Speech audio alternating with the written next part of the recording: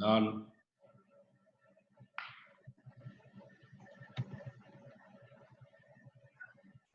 Ya, misi dokter, apakah sudah terlihat? Ya. Oke, ya. Mohon izin untuk memulai dokter. Baik, selamat sore dokter, selamat sore teman-teman, selamat sore kakak. Pada sore hari ini saya Artilon Raksel Faru dan teman saya Adia dan Ayu Oka akan mempresentasikan tentang clinical approach tentang disfagia. Yang pertama langsung mulai aja definisinya. Jadi definisi dari disfagia ini dia merupakan suatu gejala.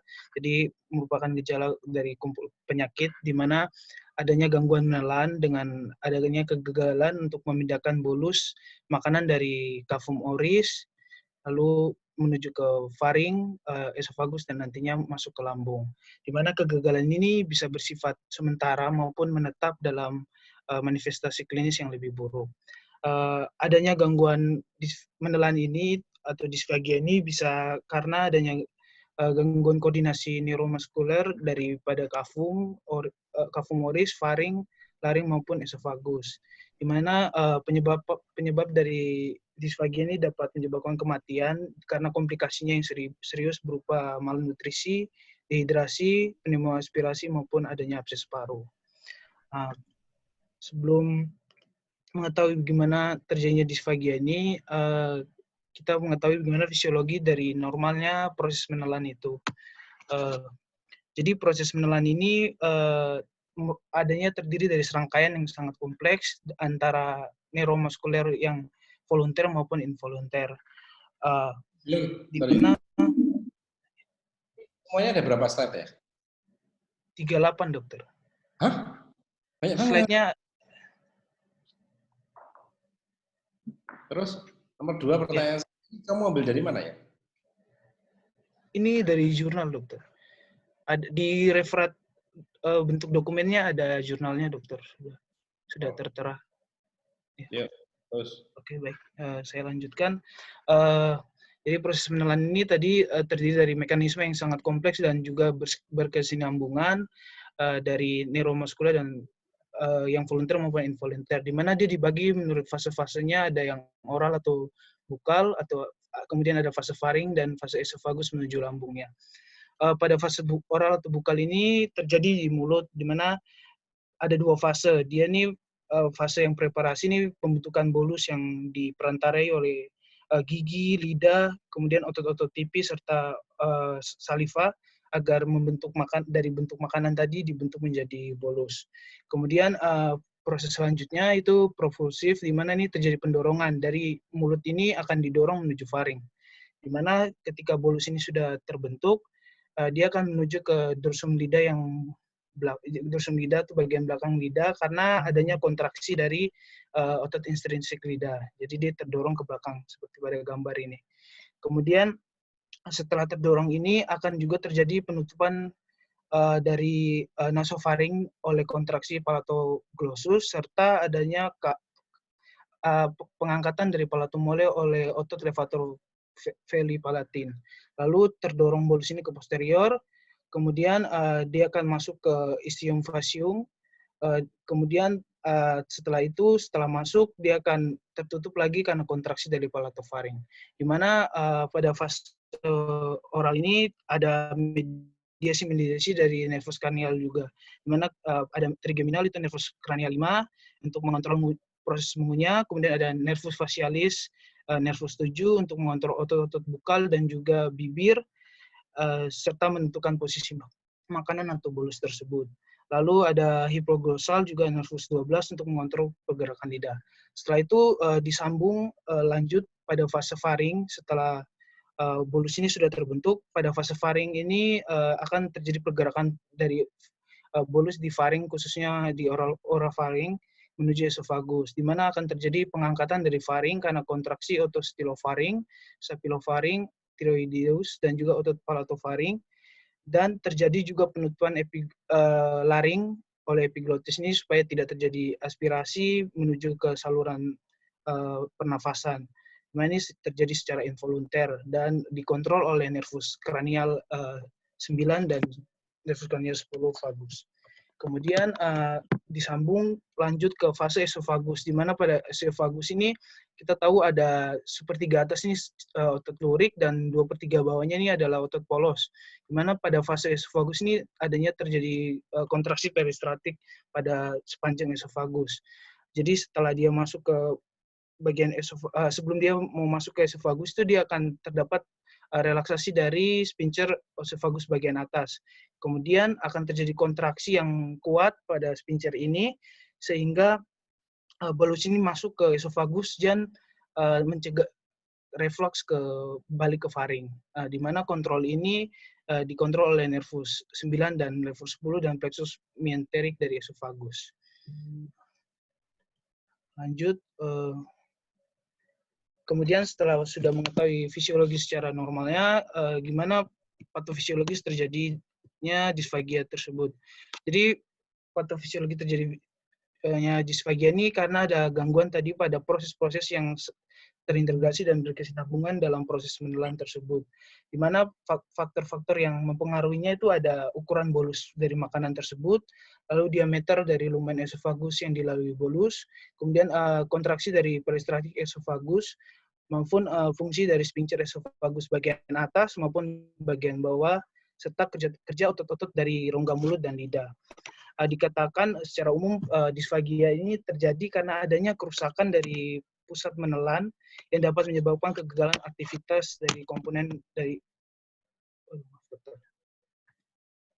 dari orofaring ataupun otolurik jadi esofagus maupun sphincter esofagus bagian atas atau bawah, serta gangguan dari struktural yang terdapat pada organ pencernaan bagian atas tersebut. Di mana gangguan ini juga dibagi menurut fase-fase menelan tadi. Yang pertama pada fase bukal. Pada fase bukal ini terjadi gangguan misalnya pada pengendalian lidah maupun kesulitan mengunyah sehingga terjadi penampungan cairan yang banyak atau bolus tersebut yang bisa menyebabkan aspirasi ke rongga pernafasan. Kemudian pada fase faring ini, pada normalnya sebenarnya ada sedikit makanan atau cairan yang tertinggal pada sinus piriform maupun velusae, di mana pada disfagia ini terjadinya gangguan pada fase faring karena adanya kelemahan atau gangguan koordinasi pada pembukaan sphincter esofagus bagian atas, sehingga makanan ini terjadi penahanan atau tertahan lebih lama di faring sehingga terjadi aspirasi. Sedangkan pada fase esofagus adanya retensi makanan dan minuman setelah menelan. Ini bisa disebabkan karena adanya obstruksi mekanis, gangguan motilitas, dan juga gangguan pembukaan sphincter esofagus. Di mana selanjutnya adalah epidemiologinya. Epidemiologi dari disfagia ini menurut penelitian yang dilakukan di Cina pada 6.012 orang dengan lanjut usia di sekitar di atas 65 tahun dengan adanya penyakit penyerta seperti adanya stroke maupun adanya kanker kepala dan leher ataupun adanya trauma, diuji dengan adanya screening dan juga pemeriksaan fisik serta pemeriksaan penunjang dengan video fluoroscopy swallowing study. Di mana hasilnya didapatkan 2.363, 38,7%. Ini memiliki kelainan menelan dan menunjukkan adanya peningkatan risiko disfagia orofaring seiring dengan bertambahnya usia. Didapatkan adanya 46,3% pasien disfagia pada stroke, pasien fase stroke akut, kemudian pada 56,9% ini pasien stroke fase kronis, kemudian 40,8% pada penyakit Alzheimer, 46,2% pada penyakit Parkinson, 12,5% pada penyakit multiple sklerosis, dan 50% pada amyotrophic lateral sclerosis, dan 35,5% pada kanker kepala dan leher. Juga ditemukan pada 26,4% di panti jompo dan juga 13,9% pada orang tua yang tinggal dalam komunitas. Dan prevalensinya cenderung lebih banyak terjadi pada pria daripada wanita. Kemudian klasifikasinya. Jadi klasifikasi dari disfagianya dibagi menjadi dua, terutama pada orofaring dan esofagus. Pada orofaring ini karena adanya kesulitan memulai menelan atau melewatkan makanan dari rongga mulut menuju faring, di mana ini disebabkan karena ada gangguan struktur atau deviansi neurologis dan manifestasi klinis dari suatu penyakit yang terjadi pada orofaring tersebut. Contohnya pada maksudnya apa ya? Jadi gangguan disfagia yang terjadi pada orofaring ini bisa karena ada gangguan struktural dokter ataupun gangguan dari neurologisnya dokter yang mengganggu proses menelannya dokter.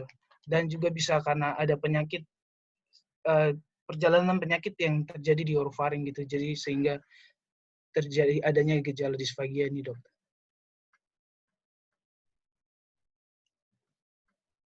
Maksudnya apa ya? Deviansi neurologis. Coba. Kelainan pada neurologis dokter. Defisiensi kayaknya. Saya apa kurang? Defisiensi dokter. Ya. Hah? Defisiensi dokter. Maaf. Bukan ya. Bukan defisiensi ya. Defisiensi itu kekurangan. Itu ya kata-kata yang benar itu defisit. Oh. Namanya defisit neurologis. Jadi kalau penyakit-penyakit itu kata-katanya defisit neurologis, defisit apa? Baik dokter, nanti kami ganti. Ya kamu ganti ya enggak apa-apa. Oh, ya maaf. Kan saya yang tahu.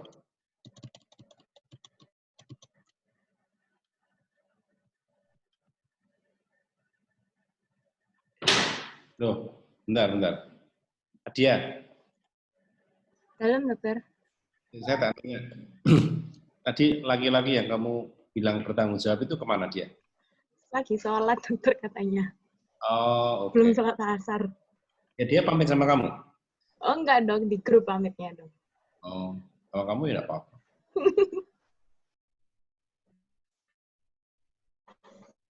Ya, ayo. Ini kamu terus. Saya baca cuma kamu aja.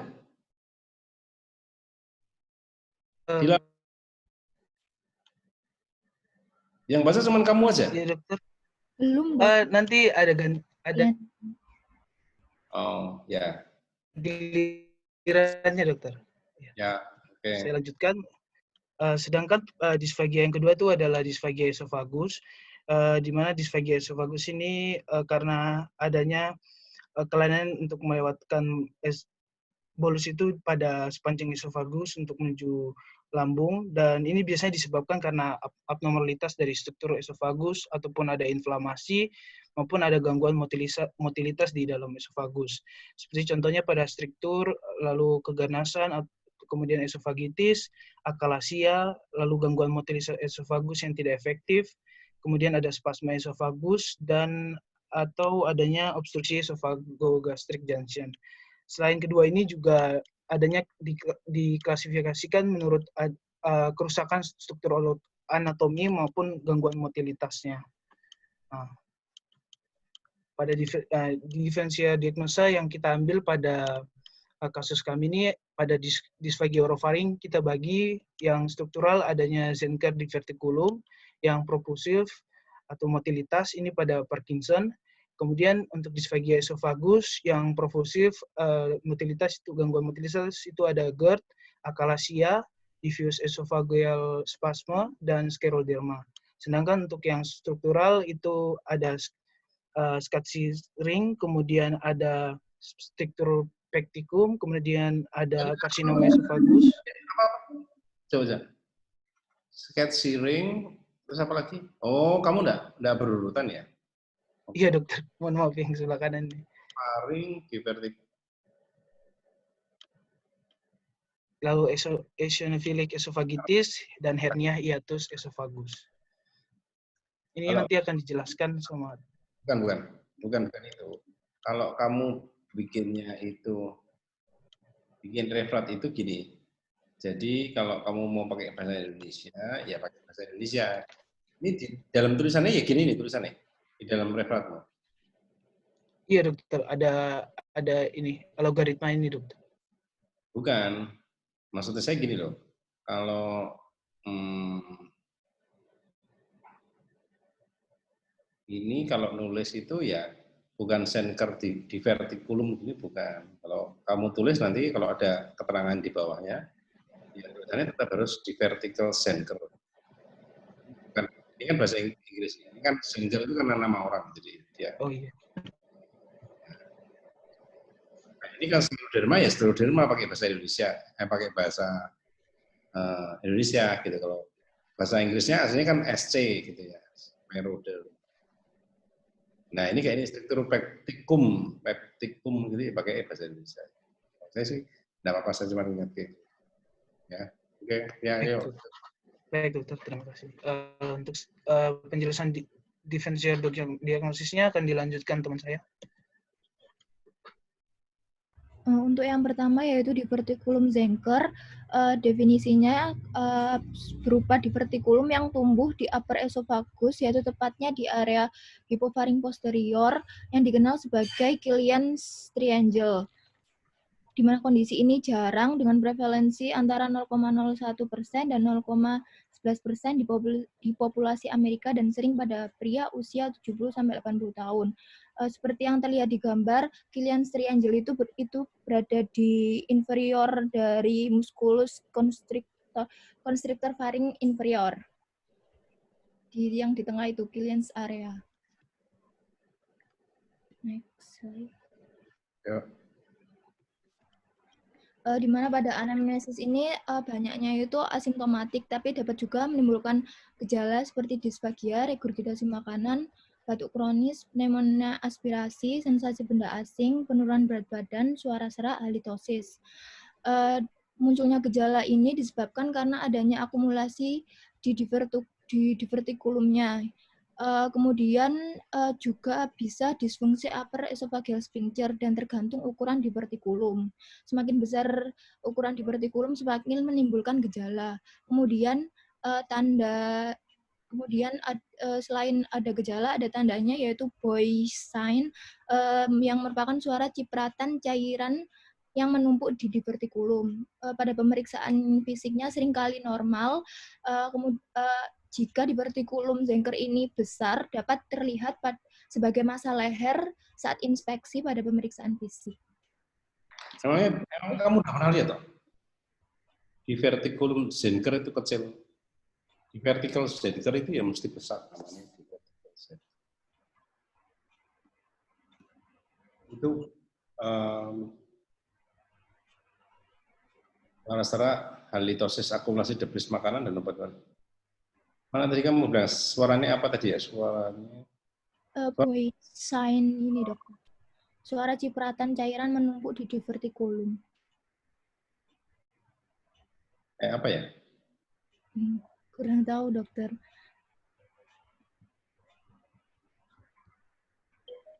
Yang benar itu kayak gini loh. Saya terakhir dapat di vertical Zenker itu terakhir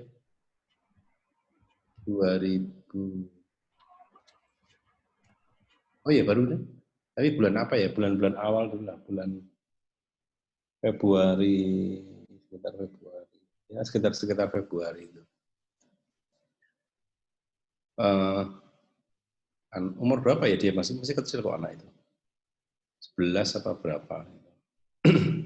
Begitu saya lihat di sininya dia kayak tembolok. Jadi dia bisa kayak tembolok. Lucunya begitu dia makan, dia bunyi kayak bunyi perkutut loh.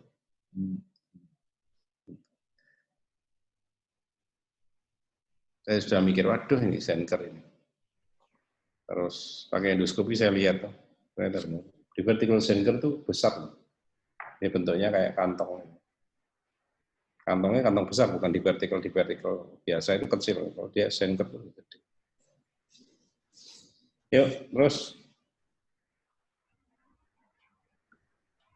Untuk selanjutnya pemeriksaan penunjang.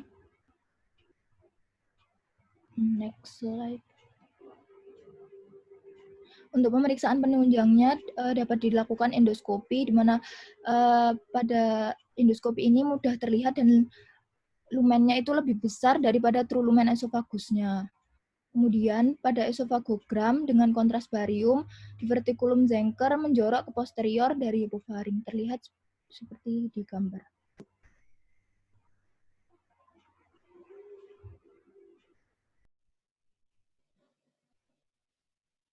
Baik, selanjutnya adalah Parkinson's disease atau penyakit Parkinson, yaitu suatu kelainan fungsi otak yang disebabkan proses degeneratif progresif oleh karena proses penuaan di sel-sel substansia nigra pars compacta atau disingkat SNC. Nah, Parkinson's disease ini punya tanda kardinal, dilihat di tabel sebelah kanan itu, yang paling kiri ada tanda kardinalnya, ada 4, yaitu bradykinesia, tremor saat istirahat, rigiditas, dan postural instability. Nah, disfagia sendiri itu merupakan gejala motor lain yang dapat terlihat pada Parkinson's disease. Next. Ini gejala motorika, gejala terginalnya tadi bisa disingkat jadi TRAP, yaitu T-nya adalah tremor, bisa tremor laten saat istirahat, bisa juga saat bergerak selain tremor saat istirahat. Jadi bisa dua-duanya. Terus R-nya itu rigiditas, terus A-nya adalah akinesia atau bradykinesia tadi, dan P-nya adalah postural. Jadi dia hilang refleks postural atau postural instability. Next. Nah, pemeriksaan penunjang yang bisa dilakukan meliputi CT scan, MRI, PET, dan pemeriksaan histopatologis. Kalau misalnya di gambarnya ini bisa kelihatan ada spesimen patologis yang atas, yang pertama, yang gambar A itu adalah gambaran yang normalnya. Yang yang A tapi sebelahnya itu adalah gambaran pada Parkinson's disease, jadi sudah kelihatan substansia nigranya itu mulai memudar, fade, ya, memudar. Kalau yang gambar B, gambar di bawah itu terlihat bahwa sel-sel SNC-nya tadi, substansi nigra selsnya itu mulai berkurang atau mulai menghilang, ya, mulai nggak ada dibandingkan dengan yang sebelah kirinya di gambar B itu. Terus kalau yang gambar C itu sudah kelihatan ada bentukan yang namanya Lewy bodies atau badan Lewy. Next. Selanjutnya adalah GERD. Jadi kelainan ini disebabkan oleh gastroesophageal reflux. Gejalanya termasuk disfagia sendiri, ada rasa terbakar di dada setelah makan, ada reflux supine, ada regurgitasi dari makan, terus nanti bisa timbul rasa asam di mulutnya pasien atau rasa pahit, terus juga muncul halitosis atau bau mulut, ada nyeri dada retrosternal, muntah, dan bahkan degradasi dari enamel gigi pasien. Next. Selanjutnya.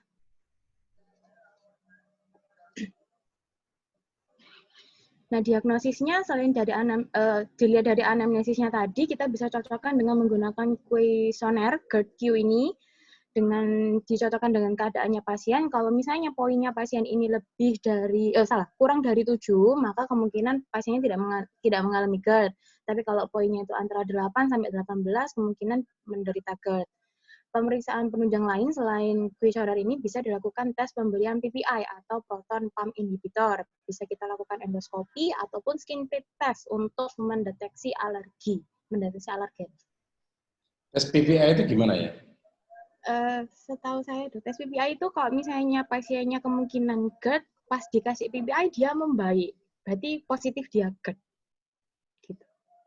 Oh iya. Ya. Next. Lah iya, maksudnya pi? Oh iya, berarti ke apa namanya? Ya belum. Jadi Misi dokter. Karena GERD ini kan adanya akumulasi dari sekresi cairan lambung yang banyak. Jadi tesnya diberikan PPI karena dia menghambat sekresi dari gastric juice itu. Jadi kalau gastric juice-nya sekresinya sudah menurun, berarti bisa dikatakan ini mengalami GERD. Loh lah iya. Pertanyaan saya itu tes PPI itu, coba kamu definisikan persisnya itu gimana?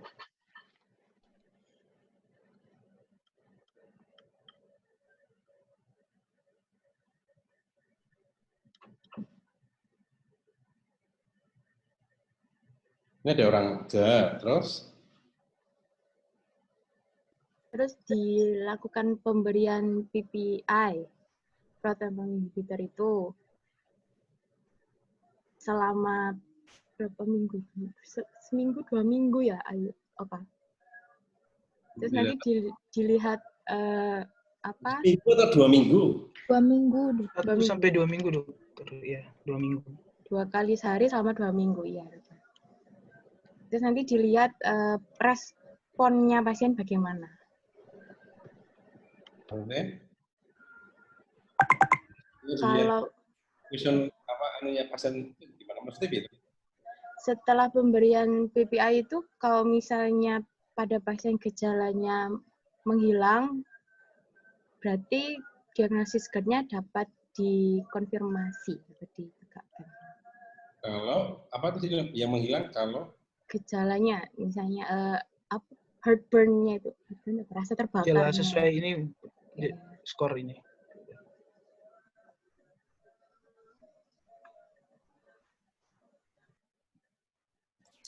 Ya, terus dulu.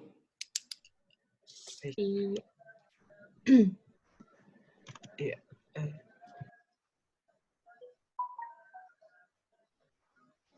Selanjutnya ada diffuse esophageal spasme atau spasme esofagus diffuse, yaitu sebuah kelainan motilitas dengan karakteristik atau ciri khasnya ada kontraksi yang simultan berbarengan, tapi kontraksinya ini tidak terkoordinasi serta cepat dan ada gejala disfagia. Jadi DES ini merupakan salah satu tipe spasme esofagus yang terasa sangat nyeri dan sering bersamaan dengan regurgitasi dari makanan maupun minuman yang dikonsumsi pasien. Gejala klinis yang dapat muncul atau yang sering muncul pada pasien, yang pertama disfagia sendiri, makanan padat maupun yang bentuk cair. Terus pasien bisa mengeluhkan ada rasa nyangkut, ada sesuatu yang tersangkut di bagian belakang dari tenggorok, terus ada nyeri dada substernal, ada regurgitasi dari makanan, ada nyeri ketika dia makan terlalu cepat atau konsumsi makanan yang panas atau minuman yang dingin.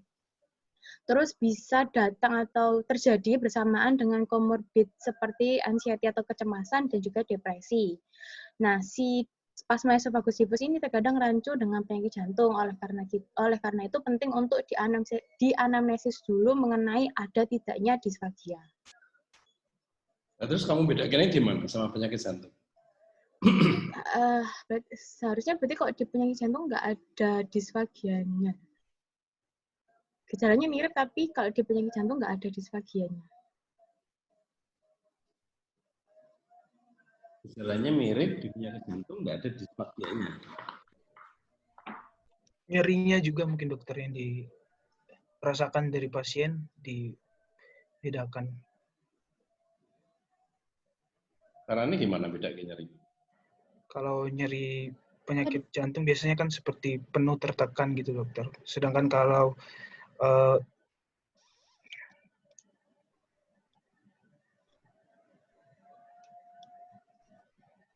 kalau di sini nggak menjalar, nyeri-nyerinya nggak menjalar. Apa? Kan gini, kalau orang itu dia datang dengan keluhan jantung, ya, terus kamu ajak ngomong banyak-banyak gitu kan orang mesti tidak jawab. Nah terus supaya 1-2 pertanyaan atau kamu lihat aja langsung kamu tahu, oh ini disfagia, oh ini jantung gimana caranya.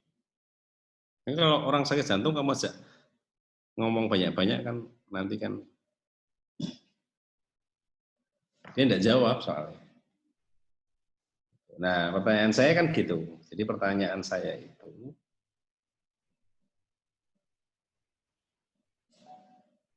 jadi gimana kamu tahu ini bedakan ini, oh ini sakit jantung, oh ini lambung gitu. Kan dokter jantung itu kan gitu. Kalau kamu dapat pasien ya yang dia menujunya jantung, enggak usah kebanyakan kamu aja omong. Semakin kebanyakan kamu aja omong ya kasihan pasien ini. Nanti kebanyakan kamu aja omong, pasiennya keburu mati dulu. Nah sekarang pertanyaan saya kan, dari kamu ngajak omong 1 kalimat aja kamu ngerti kalau oh ini bukan jantung, ini jantung. Nah, itu pertanyaan saya itu gimana? Gimana?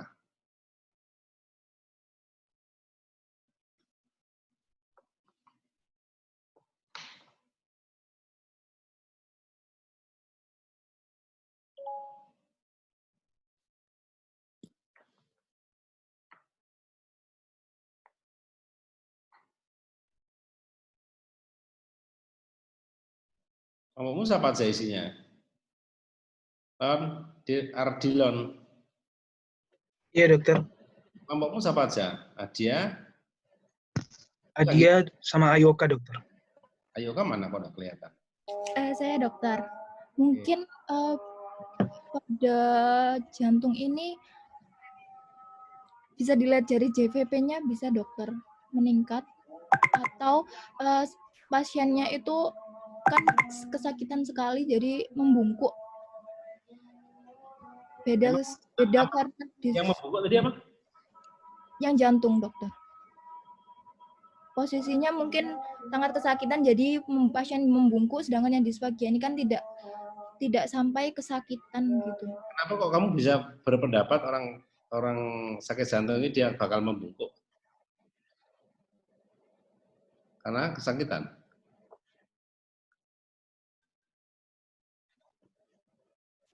Kalau orang sakit lambung, dia tidak membungkuk.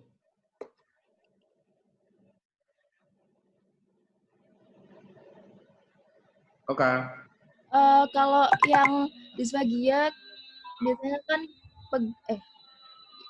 kalau yang jantung itu pegangi dadanya, sedangkan yang pencernaan kan biasanya perut, dokter. Ya mesti ya. Nah, mungkin orang sakit jantung megangnya di perut, atau orang sakit perut megangnya di jantung. Itu kan ya jadi aneh malahan. Kamu lihat gini toh, kamu kalau lihat gini, kamu lihat tuh nanti kamu ngerti, oh ini jantung ini. Oh ini bukan jantung. Cuma itu pertanyaan saya itu gimana caranya kamu supaya tahu. Supaya kamu kan tidak terlalu banyak nanyai orang. Orang sakit jantung itu kalau menurut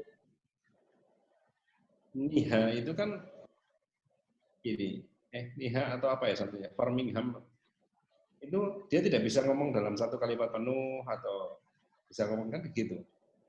Nah kalau kamu anamnesa gitu ya, kamu anamnesa suatu ketika kamu di puskesmas gitu ya, atau di mana terus kamu anamnesa dia, Bapak sakitnya mulai kapan? Oh mulai tadi pagi. Sakitnya gimana Pak? Nyerinya gimana? Menjalar apa enggak? Kalau ada nanti begitu kamu nengok ke belakang terus kamu ke situ lagi, bapaknya udah mati nanti. Jadi kamu duga pertama gimana? Kamu cara lihat nyerinya ini. Soalnya penting ini soalnya kamu yang nyebut-nyebut nyeri di sini. Tahu nggak?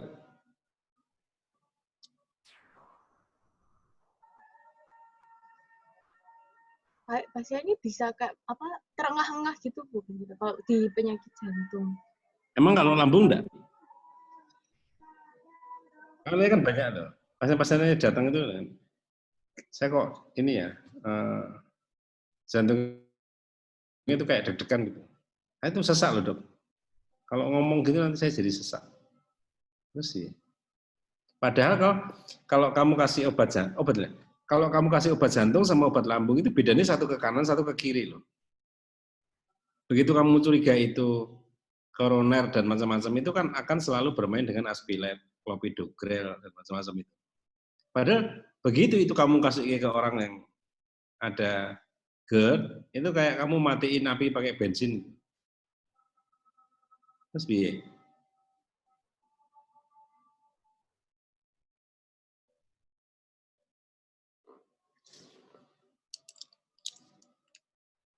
Kalau orang balik ya. Jadi kalau orang sakit jantung itu tidak akan pernah menunjuk satu titik sakitnya. Jadi kan dia tidak pernah, mana sakit dia gini, tidak pernah. Jantung itu di kiri ya, benar ya? Benar kan?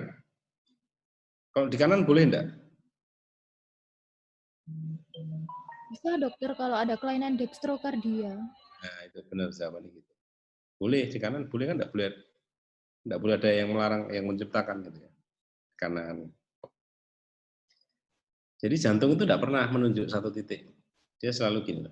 Nah, karena jantung itu kalau di literatur aslinya, literatur aslinya itu ngomongnya itu gini,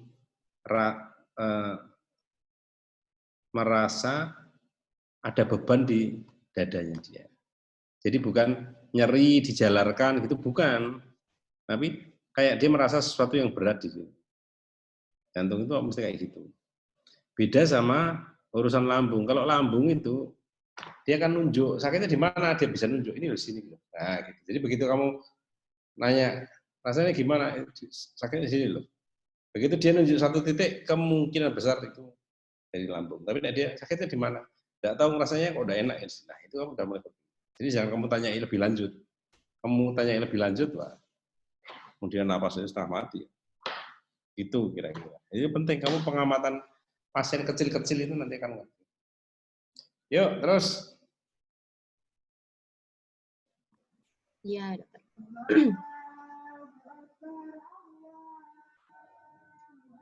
Bisa dilanjut, Arat?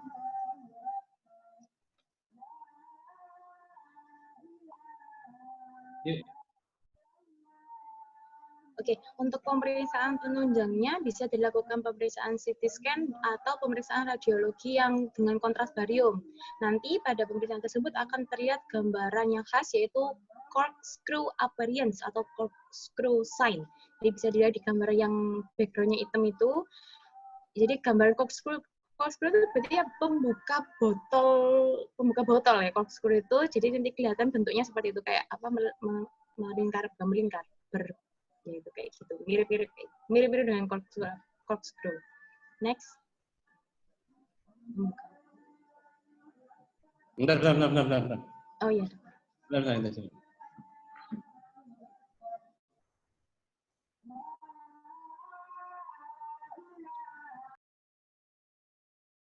Dari 3 mili. Sebabnya tidak lebih dari 3 mili. Baca radiologi variasi.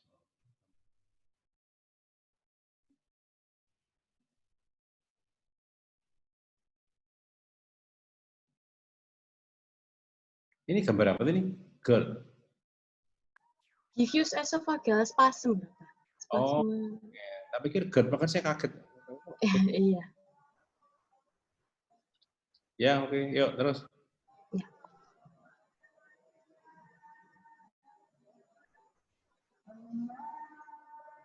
Ayo, selanjutnya bisa dilakukan pemeriksaan manometri esofagus. Jadi nanti bisa kelihatan temuan manometriknya yang bawah, tabel yang bawah. Jadi dia ada kontraksi yang simultan, lebih dari 20% ada kontraksi yang simultan, terus ada kontraksi yang berulang atau repetitif itu tadi, terus ada durasi kontraksi yang memanjang atau prolong, dan juga relaksasi dari lower esophageal sphincter yang incomplete atau tidak lengkap, tidak sepenuhnya. Next, yang atasnya itu gambaran akalasia. Akalasia itu adalah selanjutnya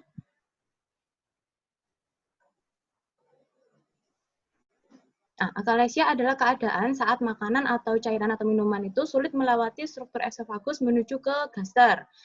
Jadi akalasia bisa terjadi ketika ada saraf di esofagus itu rusak. Nah, karena sarafnya rusak, ada kelumpuhan dari esofagus. Si esofagusnya meregang sampai akhirnya dia hilang fungsi peristaltiknya. Jadi dia nggak bisa dorong makanannya. Karena dia nggak bisa dorong, terjadi penumpukan makanan di esofagus tersebut. Numpuk atau makanannya itu bisa kembali lagi menuju ke mulut dan bisa ada timbul rasa pahit. Jadi pasien bisa salah mengira bahwa ini adalah GERD, padahal ini akalasia. Gejalanya akan muncul perlahan dan akan semakin memburuk, yaitu yang pertama disfagia sendiri, dia nggak bisa nelan. Terus ada regurgitasi dari makanan atau saliva, ada sensasi heartburn, ada sendawa, ada nyeri dada yang hilang timbul. Terus kalau misalnya dia sampai aspirasi ke paru bisa timbul pneumonia, terus bisa timbul karena dia nggak bisa makan tadi, nggak bisa nelen, akhirnya bisa timbul penurunan berat badan, jadi penurunan berat badan yang nggak disengaja, dan muntah.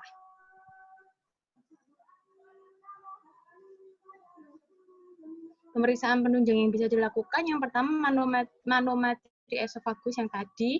Jadi kita bisa lakukan untuk mengukur kontraksi otot esofagusnya ketika dia nelan bagaimana, koordinasi dan kekuatan yang dikeluarkan bagaimana, dan bagaimana dia relaksasi si sphincter esofagusnya itu. Terus bisa dilakukan esofagram atau foto X-ray pada saluran cerna bagian atas pada SCBA untuk lihat struktur esofagusnya. Nah, ini ada tanda atau sign yang khas yaitu red tail atau ekor tikus. Jadi kelihatannya yang bawahnya itu kan kelihatan dari yang dia besar, gendut gitu, terus jadi kecil, gitu, mengecil kayak ekornya tikus. Terus bisa dilakukan upper endoskopi untuk menentukan lokasi sumbatan parsialnya.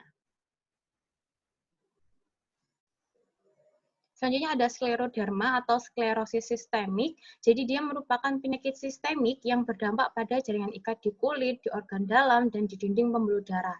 Ciri khasnya dia ada kelainan struktur mikrovaskular, ada gangguan sistem imun, dan deposisi masif kolagen di berbagai jaringan di kulit maupun organ dalam. Nah, hubungannya dengan gejala disfagia, karena dia bisa timbul kekakuan jaringan, terus akhirnya dia melemahkan kekuatan kontraksi dari sphincter esofagus yang bagian bawah, yang LES. Nah, karena dia lemah kontraksinya, akhirnya asam itu bisa kembali menuju esofagus, jadi timbul sensasi heartburn. Selain itu bisa timbul mual muntah, mulut kering, rasa kembung, heartburn tadi, disfagia, serta konstipasi. Konstipasi ini kalau misalnya dia kenanya di lower GI ya, jadi ada hypomotility kayak di gambarnya itu. Jadi kenanya bisa di mana-mana, nggak cuma di digestif aja. Next. Pemeriksaan penunjang yang bisa kita lakukan, yang pertama ada pemeriksaan darah rutin, terus pemeriksaan autoantibody atau contohnya pemeriksaan ANA positif, tapi dia tidak spesifik untuk deteksi sklerosis sistemik, jadi bisa disarankan pakai tes antisindromer, atau pemeriksaan esofagografi barium untuk lihat dismolity dari esofagusnya. Bisa juga manometri esofagus ditambah dengan pengukuran pH 24 jam untuk deteksi refluks asam lambungnya. Bisa dilakukan endoskopi saluran cerna serta ronsen toraks untuk lihat dampaknya pada paru atau bagian lain di toraks. Next. Selanjutnya ada struktur peptikum. Jadi yang pertama, struktur esofagus itu merupakan penyempitan esofagus. Biasanya diameternya dia bisa jadi kurang dari 13 mm, padahal normalnya esofagus itu bisa sampai 30 mm. Nah, struktur peptikum adalah tipe benign dari struktur esofagus yang paling umum atau paling sering terjadi. Disebabkan oleh gastroesophageal reflux yang tidak terkendali, akhirnya dia timbul inflamasi kronis ditambah dengan deposisi jaringan fibros dan kolagen, akhirnya dia timbul scar, akhirnya dia bisa jadi struktur atau menyempit kayak gambarnya itu. Nah, pemeriksaan yang dapat dilakukan untuk deteksi struktur ini bisa barium esofagram. Jadi kita bisa tentukan tuh lokasi sama panjang strukturnya. Terus kita juga bisa bedakan ini jenis struktur yang ringan atau yang berat. Kalau yang ringan itu masih bisa lewat, maksudnya masih bisa kita lakukan endoskopi, kalau yang rapat nggak bisa pakai endoskopi. Atau esophageal manometri untuk mengukur tonus dari lower esophageal sphincternya. Next. Nah, ini endoskopi. Jadi endoskopi selain untuk pemeriksaan, ternyata bisa juga untuk manajemen. Contohnya ini gambar yang bawahnya itu adalah manajemen endoskopi untuk struktur peptikum. Atau bisa juga dilakukan pemeriksaannya bisa dilakukan monitor pH 24 jam untuk identifikasi dari refluksnya. Next. Ya. Iya, dokter? Bukan, itu loh, belakangmu itu loh. Nah, itu. Iya, maaf dokter. Selanjutnya ada karsinoma esofagus. Jadi kanker esofagus dimulai dari sel yang melapisi bagian dalam esofagus itu tumbuh tidak terkendali, akhirnya dia membentuk tumor pada esofagus. Ada dua tipe, ada yang squamous cell carcinoma, jadi dia asalnya dari sel epitel pipi, terus biasanya dia berkembang pada bagian atas sama bagian tengah dari esofagus. Terus yang kedua ada adenokarsinoma. Kalau yang tipe ini itu berasal dari jaringan glandular atau glandular tissue pada bagian bawah, jadi dia kenanya di bagian bawah pertemuan antara esofagus sama gaster.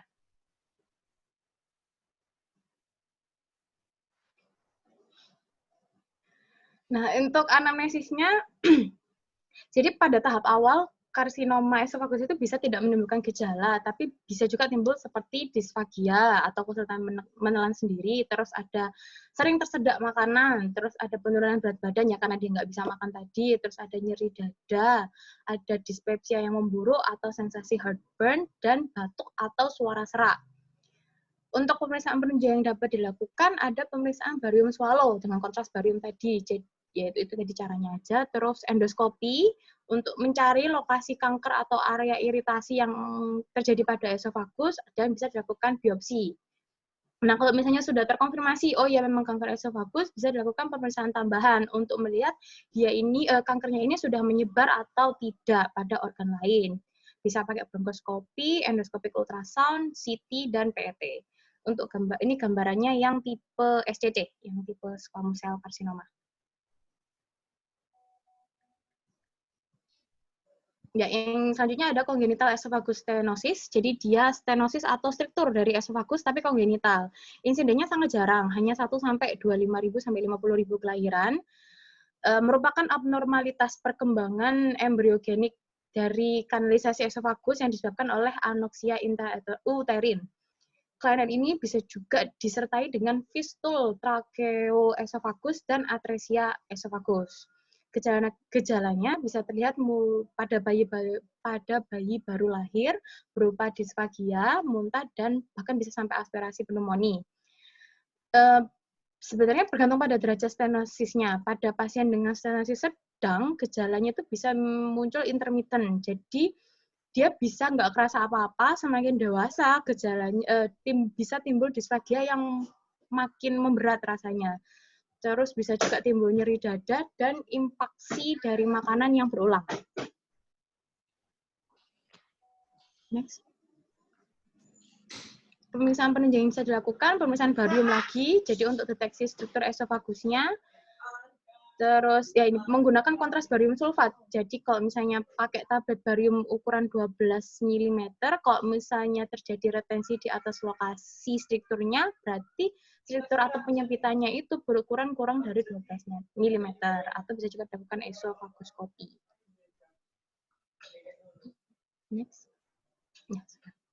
Untuk selanjutnya, cincin Skatsky atau Skatskiring, di mana Skatskiring ini merupakan cincin tipis melingkar simetris yang dapat menyebabkan konstriksi esofagus dan terletak di distal esofagus, tepatnya di esophagogastric junction.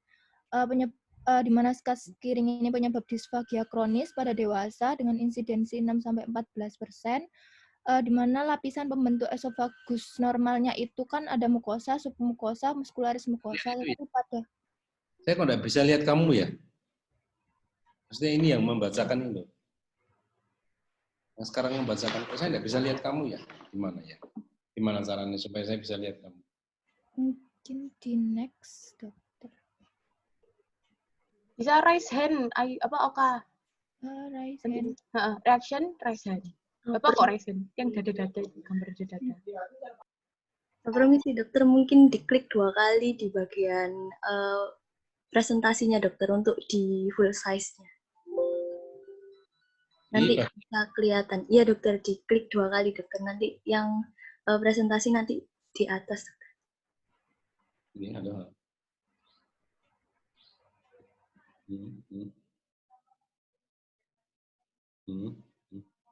Gimana tadi caranya?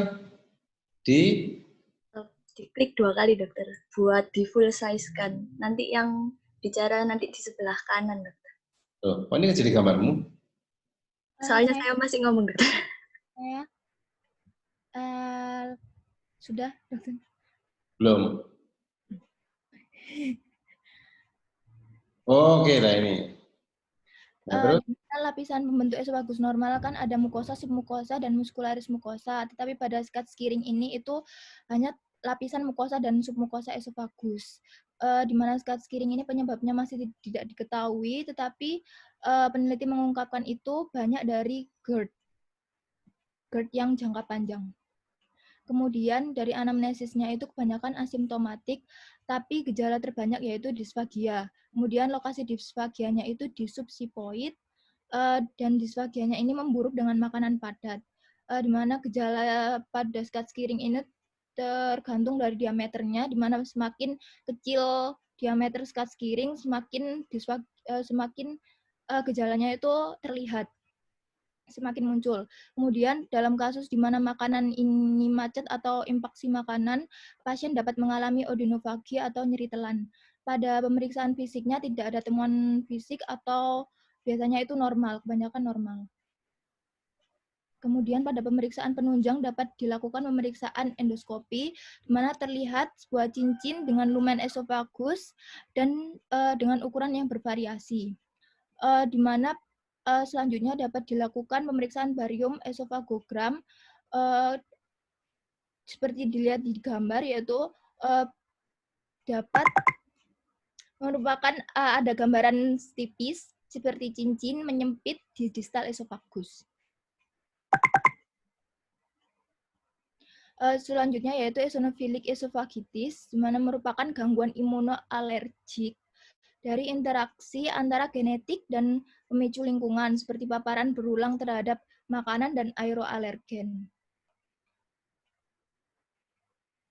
Untuk anamnesisnya pada anak-anak dan dewasa ini ada disfagia, mual, muntah, nyeri perut, nyeri retrosternal, gangguan makan, penurunan berat badan, diare. Untuk bayinya itu biasanya yang khas itu menolak makan.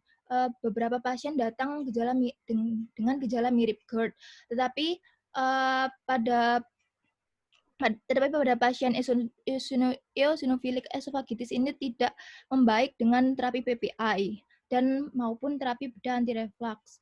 Untuk gejala lainnya itu suara serak, tersedak saat makan. Di mana kan eosinophilic esophagitis ini imunoalergik, jadi banyak ada riwayat alergi, seperti alergi makanan, asma, eksim, atau rinitis kronis. Kemudian dari pemeriksaan fisik ini itu biasanya normal, tidak dapat membantu dalam menegakkan diagnosis, tetapi bisa ditemukan nyeri dada atau nyeri perutnya. Kemudian pada pemeriksaan penunjangnya ini dapat dilakukan hapusan darah tepi, di mana pada pasien ini 5-50% pasien itu terdapat peningkatan jumlah eosinofil perifer. Kemudian dapat dilakukan skin prick test untuk menentukan alergennya. Kemudian dapat dilakukan tes darah, di mana pada sekitar 70% pasien itu ada peningkatan kadar IgE serum. Meskipun ada banyak batasan untuk skin prick test dan tes darah, tetapi pada EOE ini skin prick test dianggap lebih efisien.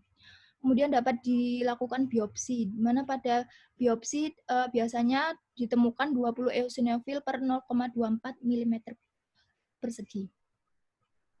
Kemudian hernia hiatus esophagus, mana merupakan suatu keadaan di mana terjadi perpindahan sementara atau menetap bagian kardia lambung dan bagian esofagus. Dan bagian esofagus intraabdomen ini naik ke dalam rongga toraks di atas diafragma melalui hiatus esofagus yang normal. Seperti yang terdapat di gambar itu, bagian kardia dari lambung itu naik ke atas melewati dari esophagogastric junction.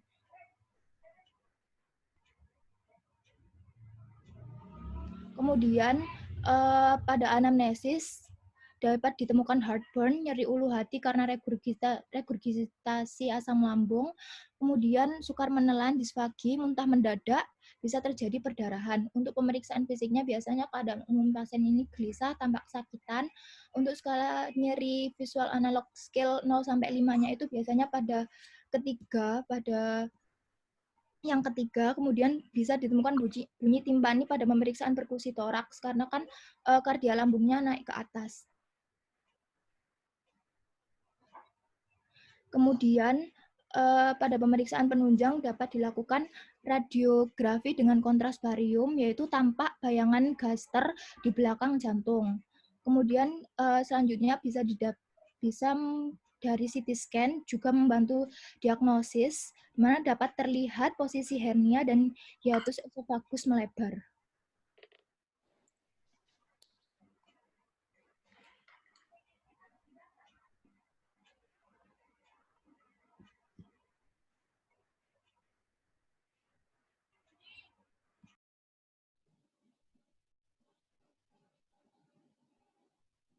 Sudah, dokter. Sudah? Iya. Nah, kamu udah ngomong, saya diem aja. Teman-teman, apakah ada pertanyaan? Bentar. Saya mau lihat ini yang, ini ada daftar pustakanya enggak? Ini dokter di bentuk dokumen di Word-nya dokter, kami tulis di Word. Itu teman-temannya ditanya, ada pertanyaan enggak?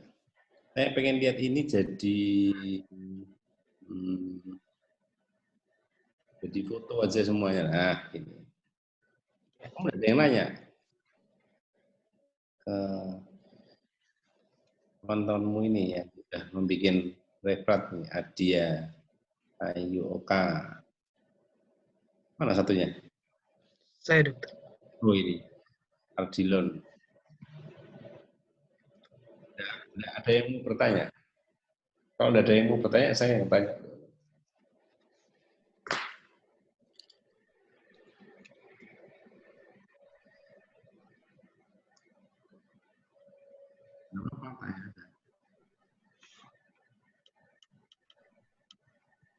Kamu,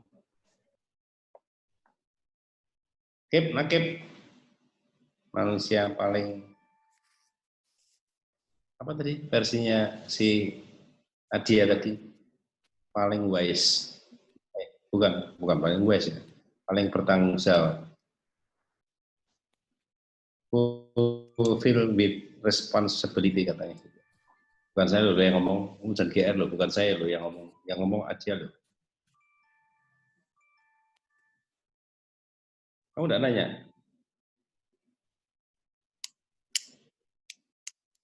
Jadi gini loh, disfagia itu intinya gini, disfagia kesulitan menelan. Jadi yang saya tuh gini, kayak tadi kamu nerangin akalasia segala. Akalasia itu tidak indah yang kamu baca gitu, enggak. Jadi tapi ya paling enggak sih saya cukup senang kamu paling tidak itu mengetahui dasarnya. Jadi kalau bicara sebetulnya gini ya, ringkasnya untuk berbicara disfagia itu gini. Kalau kamu bayangin ini esofagus, ya ini esofagus terus bawahnya kan dia lambung gini. Ya, dia gini, ini kan lambung. Jadi dia masuk ke lambung, ini esofagus. Ya. Jadi disfagia itu terutama berbicara masalah neuromuskularis. Jadi apakah itu permasalahan secara persyarafan neuro ya, ataukah dia berbicara masalah muskularisnya. Jadi gangguan di muskularis esofagusnya ini. Nah, gangguan ini kan dia bisa bersifat, kalau kita bicara etiologinya, tapi kalau kita bicara masalah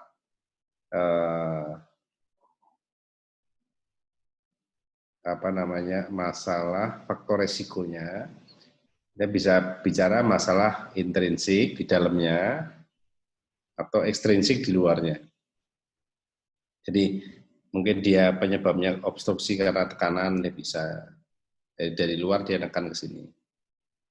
Atau dia memang ada tumor di dalamnya, sehingga dia terjadi kesulitan menelan, kira-kira kan gitu.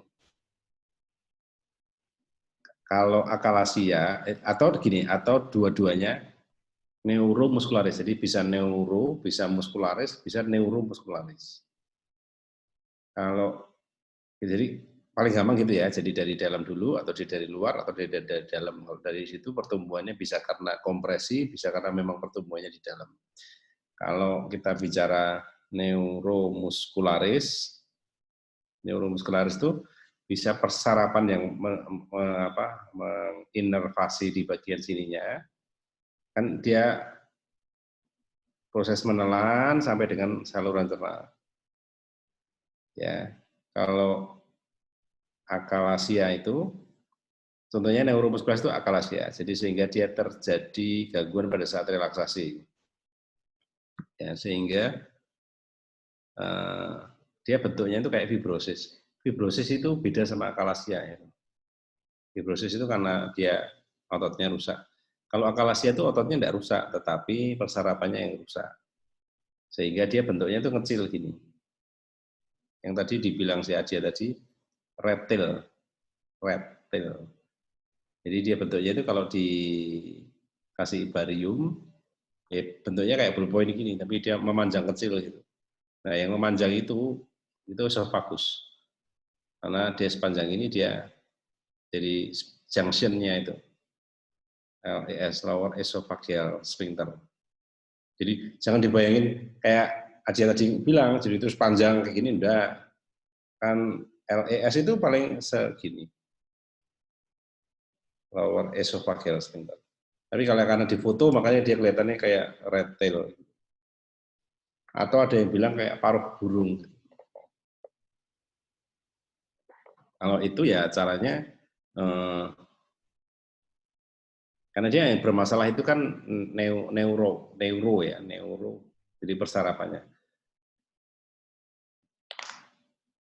Jadi kalau dia sempit, ya bisa kita busi. Ada namanya busi nasi bogi. Jadi dia proses kayak busi kayak gini, terus kita masuk ke sini untuk kita perbaiki supaya esofagusnya membaik. Nah, ini banyak ukurannya.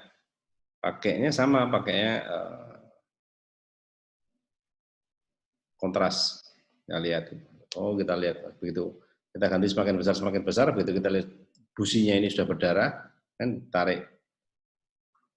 Itu, oh ini berarti sudah bagus. Jadi tidak boleh begitu dia sobek, wah nanti selamat jalan. Atau namanya POEM. POEM itu percutaneous endoscopic myotomy. Jadi kalau ini mukosa esofagus, tidak gambarkan gini mukosa esofagus, itu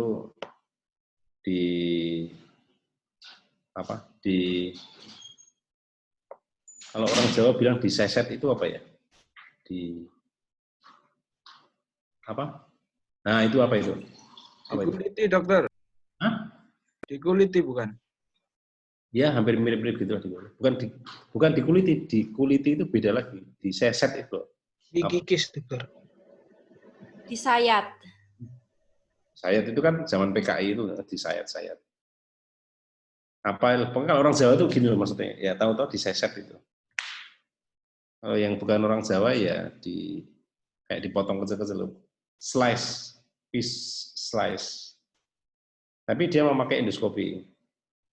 Caranya di lifting dulu, jadi suntiki dulu supaya dia mulai dari mukosa itu dari atas, dermis, epidermis, terus sampai ke bawah sampai muskularis gitu. Jadi dia kan fasa dan pembuluh darah itu ada di situ. Ya, di slice demi slice gitu untuk kita potongi, kita kupas namanya. Dikupas. Nah, dikupas sedikit-sedikit gitu. Kita buang situ ya. Buang. Nah, sehingga ya enggak posisi terus gitu. Nah, untuk melakukan POEM itu percutaneous endoscopic itu butuh jantung cadangan.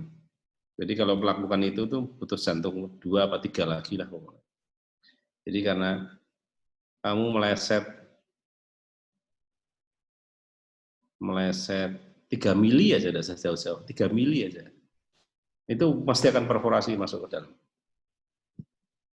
Jadi benar-benar,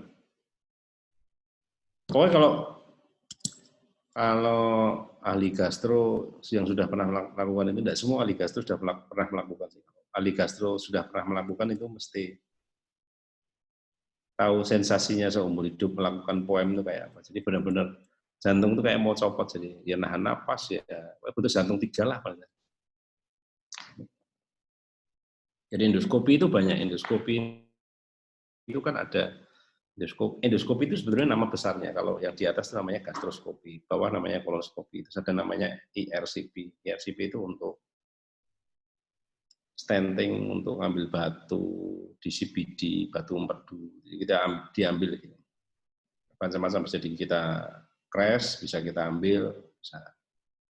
Ada EUS itu macam-macam EUS, kayak USG gitu, tapi dia bisa untuk ada kista di pankreas, kita ambil dari gaster, ngambil itu dari gaster. Ya, macam-macam kayak gitu. Nah, tapi kalau kita bicara masalah disfagia, jadi gini, kedokteran itu kan mengajarkan dasarnya. Jadi dasarnya kalau dis sama fagia, gitu ya, kesulitan menelan. Jadi kira-kira logikanya itu kayak gitu. Jadi kamu harus ngerti dari awalnya, oh kayak gini. Kayak akalasia. Akalasia itu justru bukan disfagia yang menonjol. Memang kalau di literatur akan disebutkan gitu, kesulitan menelan. Kesulitan menelan itu kan sebetulnya didefinisikan dari sini masuk ke sini. Gitu. Kalau tadi penjelasannya si Ardilo tadi kan dari sini ke sini, itu namanya kesulitan fase-fasenya itu. Kalau akalasia itu sebetulnya tidak gitu. Akalasia itu dia bisa masuk ini bisa, cuman karena dia makanya gitu. Jadi bukan retail, tapi retail itu akalasianya bawahnya, tetapi kalau kamu lihat pakai endoskopi ini akan kelihatan. Bawahnya itu bentuknya kayak kantong. Jadi begitu kita masuk ke dari atas itu kita lihat gitu, kita masuk ke esofagus, itu langsung lihat kayak pipa yang besar gitu. Jadi kan biasanya itu kalau kamu lihat yang webinar kemarin itu yang saya ngomong masalah perdarahan saluran tulang itu, jadi kalau endoskopi masuk itu kita tiup. Jadi endoskopi itu kan ada handle-handlenya itu. Jadi handle-nya itu lebih rumit daripada main gitar lah, jelas itu. Gitu. Jadi harus kita tiup dulu, kita tiup masuk, jadi masuk. Jadi nanti esofagus baru akan buka gini sehingga kita masuk ke. Nah, kalau orang akalasia, begitu kita masuk gini, di dalamnya itu udah kayak tong. Jadi itu kayak tong. Nah, kayak tong sampai ke bawahnya itu, jadi dia kayak tong bawahnya gini, terus bawahnya itu sampai lower esophageal sphincter itu. Nah, dari situ ke sananya tidak bisa dimasukin. Itulah yang namanya red tail itu dari situ. Jadi ya kayak gitu macam-macam, bisa di poem tadi yang tak kasih tahu, kayak di poem, terus di busi dan macam-macam. Jadi kira-kiranya kayak gitu. Kalau ada satu lagi, namanya itu di stenting. Stenting itu jadi stand kita pasang stand itu kan ya supaya salurannya itu dia tetap bisa membuka. Stenting itu kayak ada yang namanya stand plastik, kayak orang jantung masang masang bypass jantung itu. Bukan ring loh ya, stand. Stand itu kayak selang. Ada yang namanya metallic stand, jadi kalau dia tidak bisa membuka, ada yang namanya metallic stand, ada yang namanya plastic stand. Metallic stand itu tak bayangin ini, jadi pas ada parabol point. Jadi kira-kira kayak gini. Tapi dia panjang. Ada yang cover stand, ini dia ketutup. Kalau kamu masang, jadi dia fungsinya gini. Jadi kalau umpamanya ini tidak bisa membuka, ini kita pasang. Nah, kita pasang stand. Jadi pada saat ini nanti kita ambil, stand ini buka. Nah, kalau dia tumor, ini jadi kalau ini modelnya kayak gini, uncover gini, tidak ada tutupnya. Kalau tumor dia berkembang kan dia nutup nanti, ya, ke sela-sela ini, gitu. Ya, tapi kalau yang cover stand, yang ketutup, tumornya berkembang, dia tidak nutup. Karena kalau tumornya itu berkembang terus dia nutup ke sini kan ya percuma dipasang stand.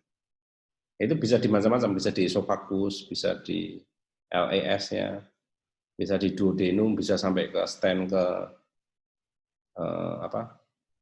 CBD. CBD itu tahu nggak? CBD itu common bile duct ke hepar, masuk ke hepar gitu. Dari duodenum kan lewat vesika lewat ampula, terus dia terus sampai ke gitu, dan harganya lumayan, harganya stand kayak gitu tuh, satu stand kecil kayak gini tuh harganya sekitar 25 jutaan. Itu pun yang nggak begitu bagus, kalau yang bagus sampai ada yang 40 juta gitu.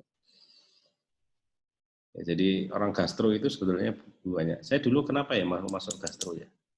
Ya jawabannya nomor satu karena takdir, yang jelas. Yang kedua itu supaya enggak ngantuk karena banyak mainan nih. Tapi ya itu ternyata waktu saya awal-awal masuk gastro itu ternyata saya baru nyadar bahwa orang gastro itu kalau pas gitu-gitu tuh butuh jantung kadangan gitu, karena deg-degannya itu enggak. Karena itu benar-benar, jadi kalau kayak motong apa di dalam pakai potong di ampula, pakai apa namanya cutting laser gitu. Begitu kamu meleset kan perforasi. Padahal kan kita nggak ngerti di dalam itu kan seberapa jauh kita harus motong. Jadi benar-benar berdasarkan anatomis dong kita motong. Sphincterotom namanya. Sphincterotom saya. Deg-degan banget. Ya, makanya jumlahnya orang gastro itu enggak banyak. Nah, enggak tahu ya kenapa ya. Ya mungkin karena takdir aja, karena orang gastro sedikit terus pas dibuka lowongan saya ikut masuk gitu. Ya. Ya kira-kira gitulah. Kalau disfagia itu enggak terlalu sulit. Disfagia itu yang sulit. Jadi disfagia itu memang mendiagnosanya itu kayak orang akalesia tadi, ada kata-kata kecil yang sebetulnya kamu lewat, karena saya tahu dari cara membacanya si Adia tadi lewat, jadi oh ini tidak mudah. Jadi orang, jadi bisa kamu amati kayak orang CA, orang ini. Kalau kamu lihat orang CA, kira-kira oh ini dari penampakannya udah kelihatan orang itu cenderung kurus dan macam-macam. Sama kayak orang-orang akalasia gitu. Nomor satu yang paling saluran pencernaan itu kan kalau dia kelainan paling gampang dilihat ya berat badan, anemis, berat badan. Tapi yang lebih penting lagi kamu kalau lihat itu kamu diem kayak itu. Orang itu apa ya? Kayak orang ngiler itu. Jadi kan makanan itu tidak bisa masuk. Makanya dia akan keluar, apalagi begitu ditidur dia langsung keluar semua. Terus satu lagi apalagi ya yang penting itu NGT segala itu.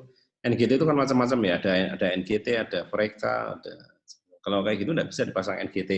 Makanya kalau ada orang yang tidak bisa makan apa tuh hati-hati. Kamu NGT itu hati-hati. Kalau NGT ternyata dia gangguannya kayak tadi ada di vertikal sehingga dia tidak bisa makan karena kesakitan. Begitu NGT-mu itu masuk ke situ, yang terjadi menit berikutnya adalah dia perforasi sampai ke torak nanti. Jadi itu harus benar-benar diperhatikan. Atau ya kalau kayak orang di vertikal akalasia tadi kan, akalasia itu kan bawahnya kan gede gini. Lah kalau kamu pasang NGT ya percuma, dia sampai situ kan targetnya kan di lambung, sehingga itu harus pakai Freka. Freka itu harus ada panduan endoskopinya. Ya, oke, sudah jam 6:04, tapi kan sudah cukup.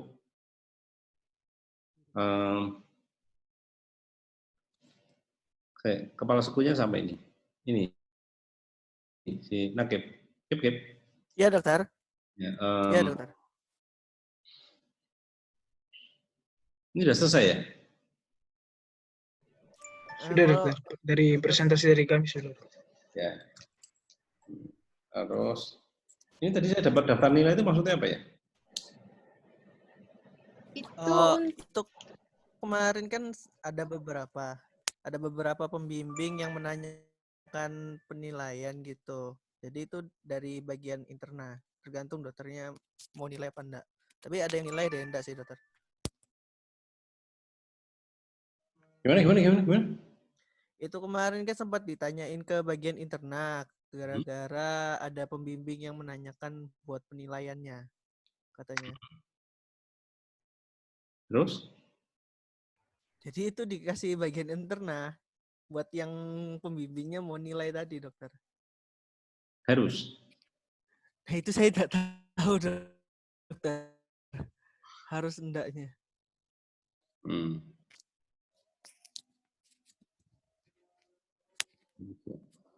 Ya nanti kalau ditanyai baru. Tapi intinya gini. Kamu yakin ini satu kelompok ini? Ini tadi daftar nilainya buat satu kelompok ini? Iya. Satu kelompok sekian puluh orang ini, 82 orang ini. Tidak, dokter. Yang disfagia sama yang kemarin. Terus ada lagi yang bilirubin itu, dokter. Sesuai pembimbingnya, dokter. Yang clinical approach. Tapi untuk formnya memang daftar namanya ada semua, dokter. Terus yang dinilai yang mana? Banyak banget ya. Nanti di referat kita ada nama dan NIM kita, dokter. Atau nanti saya kirimi file yang kami tandai nama-nama kelompoknya dengan pembimbing dokter, nggih, Dok. Supaya saya ingat terus gitu gimana? Ya, soalnya kalau kamu ngirim nanti kan saya lupa juga nanti. Karena biasanya padat merayap kan, jadi ini aja. Ini kan saya dapat nomor handphone siapa tahu tadi yang kamu kirim ke saya itu.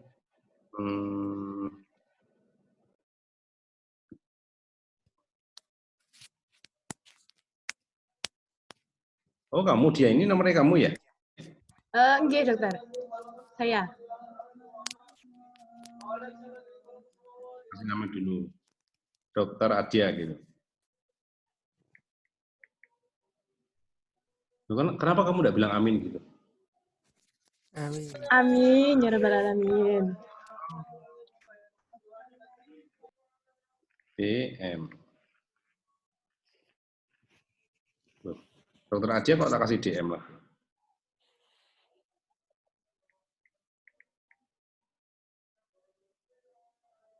Ya, ya yang penting sudah ada nomormu. Nanti ada apa-apa saya kasih tahu. Siap, Dok. Kamu, ya. Nah, saya tidak punya nomornya. Laki-laki penuh tanggung jawab ini saya tidak punya nomornya dia soalnya. Jadi, saya punya nomornya kamu, jadi nanti tidak ada apa-apa tak kasih tahunya lewat kamu sama siapa lagi ada yang ada nomornya di sini aku lupa. Alika, dokter. Alika, Anto, Alika. Laksono. Sama Anto. Iya. Anak. Berarti nomornya itu yang rambutnya kayak landak itu siapa namanya? Apa? Yang rambutnya kayak landak itu. Yang gambarnya gelap itu, dokter. Bukan. Temanmu itu loh yang rambutnya kayak landak itu sama namanya?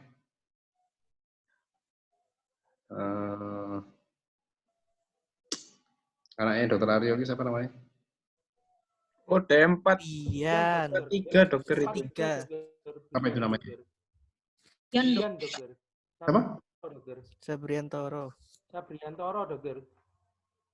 Siapa namanya? Dokter Aryo tuh gitu. Brian, dokter. Yang rambutnya kayak landak itu loh. Itu 43, dokter. Kakak kelas. 43, dokter. Putranya dokter Aryo, dokter. Ya, saya kan punya nomornya dia. Gitu. Yang lainnya saya tidak hafal. Karena dia kan dulu yang pertama kali menghubungi saya kan dia. UHT itu kan dia. Sehingga saya hafal sama dia. Gitu. Ya. Ini kalau ada apa-apa ya. Saya kan, kalau ini kan saya ada nomornya nih. Adia itu. Kalau saya dikejar-kejar nanti baru saya ngisi nilainya. Karena terus yang ngisi siapa? Dokter. Loh, kamu kok berani nyuruh saya? Masa saya ngisi sendiri, Dok? Memang enggak boleh. Kalau kamu nyuruh saya, terus saya nyuruh kamu kan boleh-boleh aja, toh. Oh, siap. Oh, siap. Boleh, toh? Kamu berani Siap, dokter. Monggo, dokter. Siap, dokter. Kami siap-siap saja, Dok. Kamu nyuruh saya, dokter yang ngisi. Dokter kok yang ngisi. Terus saya nyuruh kamu berani ngelarang. Kan enggak boleh. Ya. Ya, wes. Nakib, saya masih ada utang apa lagi? Masih ada sekali klinikal, dokter. Dengan kelompok Anto, Ikterus. Bahas Ikterus. Anto itu yang rumahnya gelap itu? Mana dia? Ini saya. Oh iya. Halaman pertama, dokter. Oke, ya. Kapan ya? Ini kasih tahu saya dulu. Kamu kasih tahu saya dulu ya. Iya dokter. Kamu mbok semangat gitu jadi kok kayak malas hidup gitu sih kamu.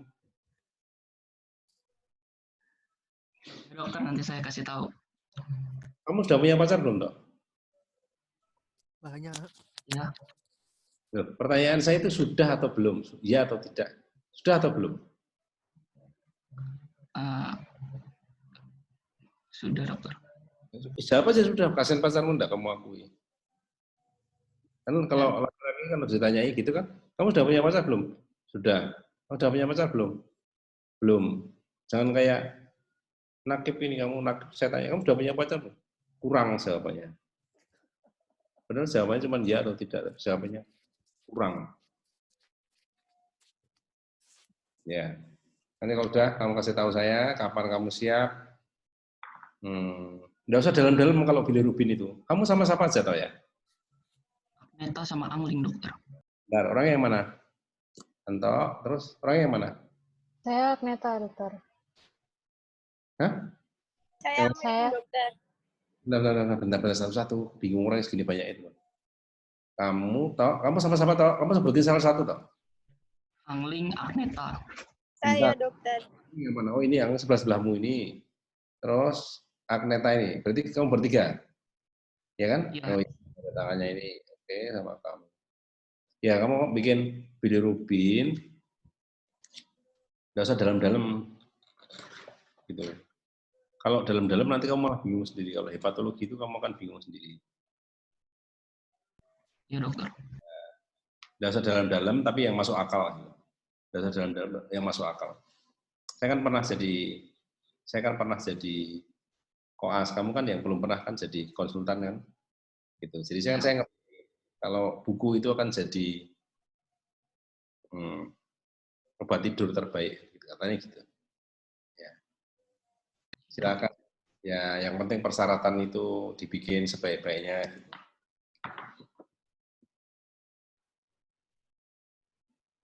Jadi mikirnya nggak usah terlalu berat-berat lah. Ya, koas itu mikir berat-berat. Mikir berat-beratnya nanti aja kalau kamu udah spesialis, kalau di antara kamu ada yang konsultan, nah itu baru mikirnya berat-berat. Kok nggak ada yang bilang amin sih? Amin. Amin. Amin. Amin, dokter. Ya, nanti baru kamu kalau sudah sampai tahap Lalu. mikirnya yang enggak ya. Jadi ini ya, kamu terjemahin kata-kata saya sendiri ya. Kamu terjemahin menurut versimu kata-katanya saya. Jadi saya tidak akan kasih tahu apa, tetapi kamu terjemahkan sendiri. Gini loh. Bentar ya, saya tak lihat lembar-lembar berikutnya. Siapa tahu ini anggotanya nakib ini ada yang diculik orang kan kamu bertanggung jawab. Bentar lihat.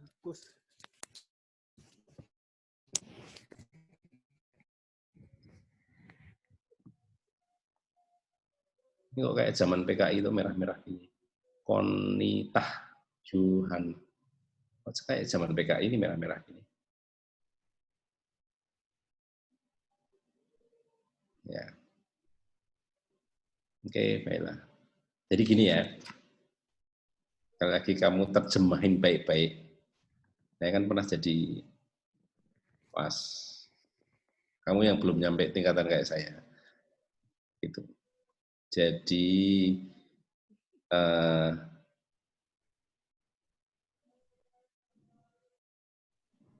dokter itu kalau kamu yang penting harus buruan lulus. Betul? Yang penting harus buruan lulus.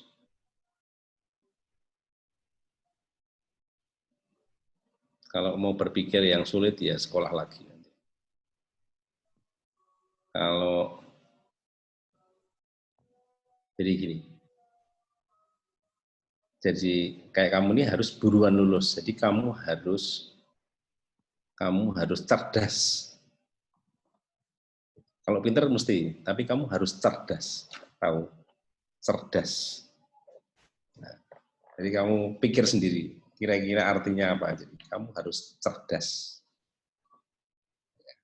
Kalau pintar relatif orang pintar. Kalau masuk ke dokteran itu mesti pintar-pintar, tak kasih tahu. Tapi kalau cerdas, kamu tahu bedanya. Ada cerita zaman kamu kecil itu kancil sama apa ya? Keledai. Nah, itu. Kancil sama keledai. Ini kamu harus cerdas. Cerdas itu harus pintar enggak? Ya, jelas. Tapi orang pintar itu belum tentu cerdas. Yang penting kamu, saya tak ulangi lagi ya, supaya kamu mengartikan sendiri. Saya tidak mengajarkan kamu yang jelek, ya. Tapi karena yang ngomong ini sudah sampai konsultan, gitu. Kamu kan belum. Jadi kamu tuh harus cepat lulus, nomor satu. Yang kedua, untuk cepat lulus itu kamu harus cerdas. Ya. Itu.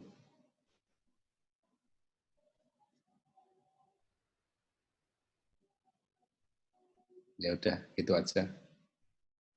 Ya. Sampai ketemu. Tok. Iya, dokter. Pokoknya yang kelompok bilirubin harus kamu ketuanya. Kan saya punya hak prerogatif. Iya, dokter. Saya nurut ya, dokter. Nah, iya, memang harus nurut dong. Kamu kan tidak boleh melawan. Kan. Pokoknya kelompok berikutnya harus kamu ketuanya. Ya, siap, dokter. Sampai ketemu ya. Baik, dokter.